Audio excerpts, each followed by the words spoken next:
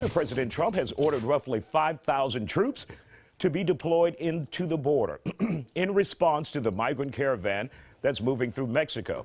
Some of the troops will be deploying as early as Tuesday. The reinforcements headed to the U.S.-Mexico border are support troops, not combat troops, and will include engineers as well as aviation and medical personnel.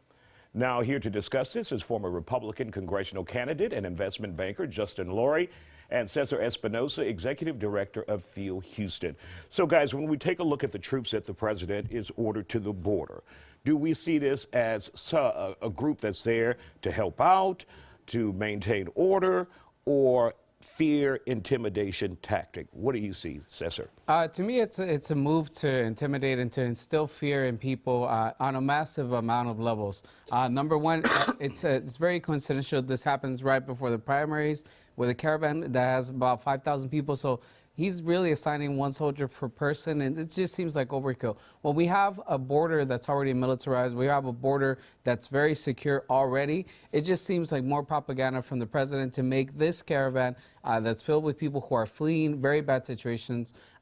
It just seems like it's overkill, and it just seems like it's a political move for them to say that there really is a crisis going on, when in fact it's just people coming over like they regularly do. Justin Lurie, is this overkill? Is this a political move by the president? Well, I would say it's definitely not overkill. The border is not secure. We have hundreds of thousands of people who cross illegally every single year. The border is not secure.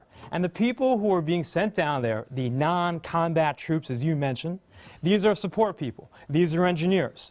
These are military police.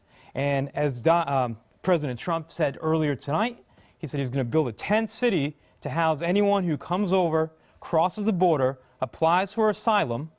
They will be heard, and if they're denied asylum, they will be sent back. The border is not secure, and he's doing the right move to secure it. Cesar, do you see an orderly process like that where people will be allowed, they will be processed for asylum, or do you think many of them will just be stopped at the border and say, no way, you're not coming in? Well, number one, it's important to point out that the different studies have shown that immigration is almost at a net zero, if not at a negative number, in the amounts of people that are leaving and coming in. Number two, it's important to point out that cities along the U.S.-Mexico border, like El Paso, are actually considered some of the safest cities, if not the safest city in the country. So to say the border is not secure is almost like, you know, just propagating that propaganda that the president likes to use. In terms of what these troops are going to do, we don't know if they're going to stop people, what's going to happen. And at the same time, you have Donald Trump saying, yes, we want to build 10 cities, we want to house people, but at the same time, just last week, they signed an order, they gave a directive to ICE to release people into the streets of El Paso and things like that, telling the nonprofits, hey, you take care of this because we're not going to deal with it. So we still see a double narrative from the Trump administration, and it's really a mess. We really need to work on is a comprehensive immigration reform bill and to build better foreign policies so that we won't put countries like Honduras and El Salvador in situations where people are forced to migrate. I mean, come on. You said El Paso is one of the safest cities across the river from one of the murder capitals of the world, Juarez. And it is safe because why? Because, yes, because it's why? Because the border is secure with a big wall there. And now, is it too much to ask for the other cities throughout Texas, the other people throughout Texas who do not have the luxury of a big wall to protect them from all the crime across the border, also want a wall? Why can't we deny to the city of Brownsville the same way El Paso has it?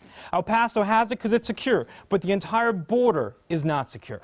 The last 10 seconds. There's parts of the border that are not secure that could be, we could use technology, but to send one military person per person on the caravan, to me it seems like overkill, and it seems more propaganda, given that it's election season and the Republicans need to pump their numbers up. All right. We want to thank you, gentlemen, for joining us here on The Factor Uncensored.